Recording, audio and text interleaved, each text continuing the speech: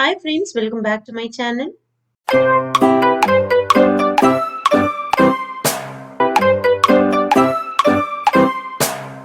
இன்னைக்கு hotel style veg kurma recipe தான் பார்க்க போறோம். இந்த குருமா சப்பாத்தி, தோசை, புரோட்டா, இட்லிக்கு கூட சூப்பரா இருக்கும்.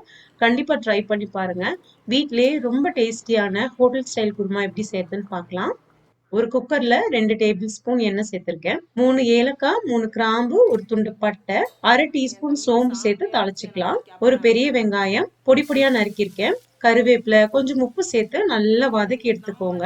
இந்த அளவுக்கு வதங்கினதும் 1 டீஸ்பூன் இஞ்சி பூண்டு விழுது சேர்த்து பச்சை வாசனை போற வரைக்கும் நல்லா வதக்கி எடுத்துக்கலாம். 2 பழுத்த தக்காளிய மிக்சியில பேஸ்ட் அரைச்சு உள்ள சேர்த்திருக்கேன். நம்ம பேஸ்ட் அரைச்சு சேர்த்தும் போது குருமா செம டேஸ்டா இருக்கும். கண்டிப்பா ட்ரை பண்ணி பாருங்க. மசாலா சேர்த்துன கிளிப்பிங் மிஸ் ஆயிடுச்சு. 1 டீஸ்பூன் மல்லித்தூள், 1 டீஸ்பூன் மிளகாய் தூள், 1/4 டீஸ்பூன் மஞ்சத்தூள் சேர்த்திருக்கேன். எண்ணெய் பிரிஞ்சு வர வரைக்கும் நல்லா வதக்கி எடுத்துக்கோங்க. இந்த அளவுக்கு நல்லா வதங்கினதும் நம்ம நறுக்கி வச்சிருக்க காயெல்லாம் உள்ள சேர்த்துக்கலாம். நான் இன்னைக்கு கேரட், பீன்ஸ், பட்டாணி, உருளைக்கிழங்கு சேர்த்திருக்கேன். காலிஃபிளவர் கூட சேர்த்துக்கலாம். ரொம்ப சூப்பரா இருக்கும். காயெல்லாம் நல்லா வதக்கி விட்டுடுங்க. இந்த அளவுக்கு நல்லா வதங்கினதும் 1 டம்ளர் தண்ணி சேர்த்திருக்கேன். தண்ணி சேர்த்து குக்கர்ல ஒரே ஒரு விசில் மட்டும் வச்சுக்கலாம். காய் வேகறதுக்கு ஒரு விசிலே போதும்.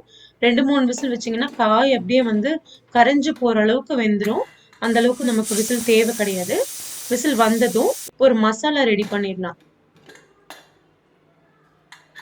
4-5 பல்லு தேங்காய் எடுத்திருக்கேன். 1/2 ஸ்பூன் சோம்பு, 1 ஸ்பூன் கசகசாவை நல்லா வலுவலுன்னு பேஸ்டா அரைச்சு எடுத்துக்கலாம். இதை அந்த வெஜிடபிள்ஸ் கூட சேர்த்து நல்லா கொதிக்க விட்டுடுங்க. 1/2 ஸ்பூன் கரம் மசாலா சேர்த்து நல்லா கலந்து விட்டுடுங்க. இதெல்லாம் நல்லா ஒண்ணு கலந்து ஒரு 2-3 நிமிஷம் இது நல்லா பச்சை வாசனை போற வரைக்கும் கொதிக்கட்டும். இது நல்லா கொதிச்சதும் கொத்தமல்லி தழை தூவி இறக்கிடலாம். அவ்வளவுதான். ரொம்ப ரொம்ப சிம்பிள், ரொம்ப டேஸ்டியா இருக்கும். கண்டிப்பா ட்ரை பண்ணி பாருங்க. தேங்க்யூ.